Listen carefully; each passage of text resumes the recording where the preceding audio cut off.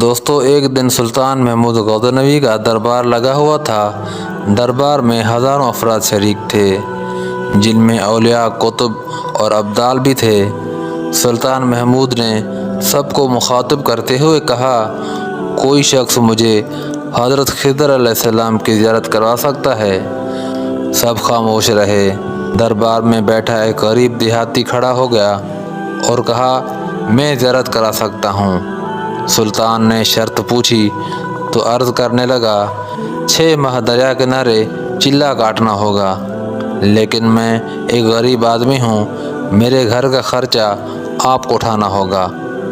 سلطان نے شرط منظور کر لی۔ اس شخص کو چلے کے لیے بھیج دیا گیا اور گھر کا خرچہ بادشاہ کے ذمہ ہو گیا۔ 6 ماہ گزرنے کے بعد سلطان نے اس شخص کو دربار میں حاضر کیا اور پوچھا تو دیہاتی کہنے لگا، حضور کچھ وظائف الٹے ہو گئے ہیں، لہذا 6 ماہ مزید لگیں گے۔ مزید 6 ماہ گزرنے کے بعد سلطان محمود کے دربار میں اس شخص کو دوبارہ پیش کیا گیا تو بادشاہ نے پوچھا، میرے کام کا کیا ہوا؟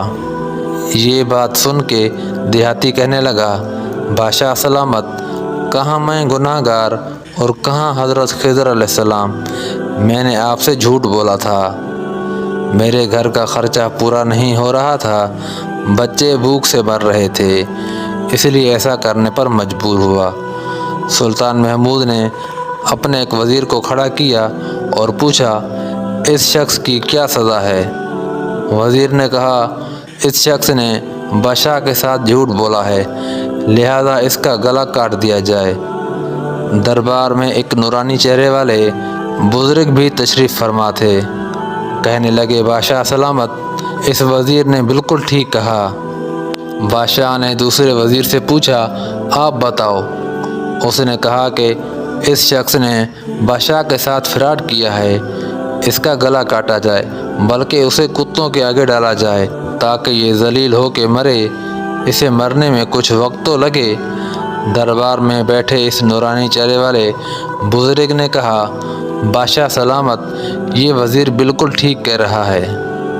سلطان محمود غزنوی نے اپنے پیارے غلام ایاز سے پوچھا، تم کیا کہتے ہو؟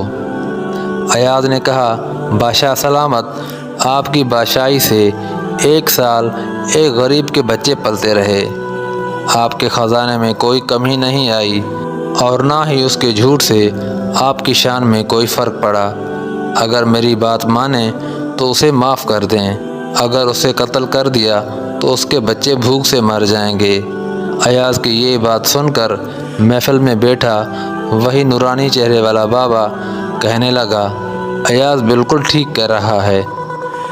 سلطان محمود غزنوی نے اس بابا کو بلایا اور پوچھا، آپ نے ہر وزیر کے فیصلے کو درست کہا، اس کی وجہ مجھے سمجھائی جائے۔ بابا جی کہنے لگے، بادشاہ سلامت، پہلے نمبر پر جس وزیر نے کہا اس کا گلا کاٹا جائے، وہ قوم کا قصائی ہے اور قصائی کا کام ہے گلے کاٹنا۔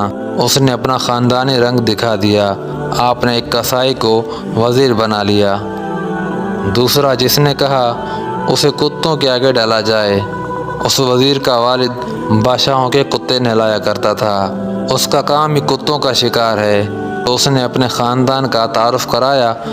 آپ کی غلطی ہے کہ ایسے شخص کو وزارت دی، جہاں ایسے لوگ وزیر ہوں گے وہاں لوگوں نے بھوک سے ہی مرنا ہے۔